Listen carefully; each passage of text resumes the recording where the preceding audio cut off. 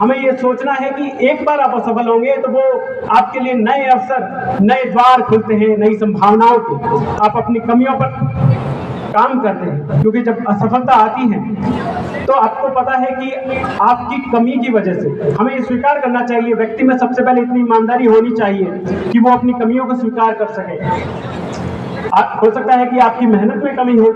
और मेहनत में कमी नहीं भी हो, कई बार हम मेहनत भी बहुत करते हैं, तो हो सकता है कई बार रणनीति में कमी हो। इन दोनों का सामंजस्य जब बैठता है तब व्यक्ति सफल होता है किसी भी क्षेत्र में, जीवन में। तो मेरा यही कहना है कि आप लोग लगातार प्रयास करें,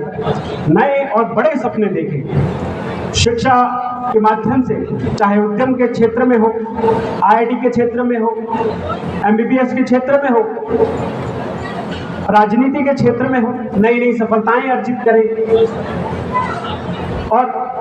क्योंकि बाड़मेर जो है विषम परिस्थितियों का जिला है, कई बार ऐसा हो सकता है कि हमारे पास शिक्षा की सुविधाएं यहाँ पर उपलब्ध ना हो, हमें अपने घर बार छोड़ के बाहर भी जाना पड़ता है और बहुत सारी चुनौतियां पेश आती है। मैं इस मौके पर हमारे समाज के गौरव और एक हाल ही में दुखद घटना जिनके साथ घटित हुई, MBBS के छात्र लोकेंद्र जी धनदे, शायद उनका नाम था, जिस तरह की दुखद आत्महत्या की घटना हुई, मैं उनको भी श्रद्धांजलि अर्पित करता हूं। लेकिन उससे दुखद घटना मुझे इस बात की हुई कि हमारे युवा जो बाहर जा रहे हैं शिक्षा अर्जित करने, चाहे दक्षिण के राज्यों में हो या अपने राज्यों को छोड़कर विभिन्न कॉलेजों में, तो हमें अपने युवाओं को इतना मजबूत बनाना होगा कि वो किसी भी तरह की परिस्थितियां हैं, बाहर के लोगों के साथ घुलने मिलने में हो, मानसिक रूप से उनको सुदृढ़ बनाए, सक्षम बनाए कि वो ऐसे क्षणिक दबावों के आगोश में आकर अपनी जीवन लीला को समाप्त ना करें।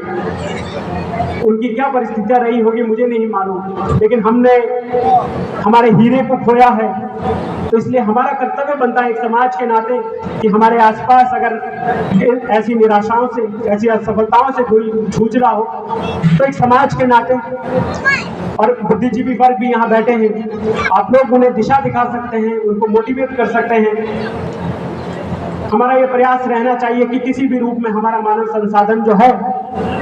वो व्यर्थ ना जाए। आने वाले समय जो है वो युवा पीढ़ी का समय है और भारत को संभावनाओं का देश माना जाता है। ऐसा कहा जा रहा है कि आने वाले 30 वर्षों में जो जननांकीय लाभांश जो है वो अपने चरम स्तर पर होगा, और हमारे युवा पीढ़ी अगर आगे आएगी, शिक्षा के माध्यम से योगदान देगी, तो निश्चित रूप से भारत जो है एक विकसित राष्ट्र बनने की दिशा में आगे बढ़ेगा। और उसके साथ साथ एक ऐसा समाज जहां सब साहचर्य के साथ रह सकेंगे, ऐसा समाज का निर्माण भी होगा।